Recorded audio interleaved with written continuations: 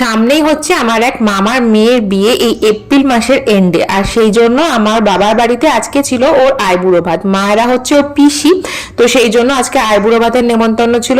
আর আজকে মেনুতে ছিল হচ্ছে পাঁচ ভাজা, পায়েস, পনিরের তরকারি, ডাল, চিংড়ি মাছের মালাইকারি, মাটন কারি, আর পাঁচ ভাজার মধ্যে একটা মাছ ভাজাও দেওয়া হয়েছিল। যেহেতু আঁশ দিয়ে মাছ ভাজা খেতে হয়, আঁশ দেওয়া কোনো মাছ ভাজা দেওয়াটা হচ্ছে শুভ।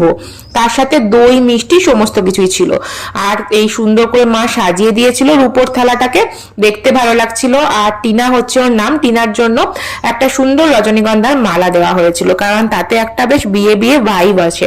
আর এখানে এই যে মার আশীর্বাদ করলো, তারপর সৌম্য আশীর্বাদ করলো, আর তারপরে আবার সবার শেষে অপর্ণা মানে আমার ভাইয়ের বউকেও আশীর্বাদ করতে বলা হলো, কারণ ভাইয়ের বউ হয়তো ওর থেকে বয়সে কিছুটা ছোট হলেও সম্পর্কের দিক থেকে তো বড়, তো সেই বৌদি হচ্ছে যেহেতু, সেজন্য ওকেও বলা হয়েছিল আশীর্বাদ করতে।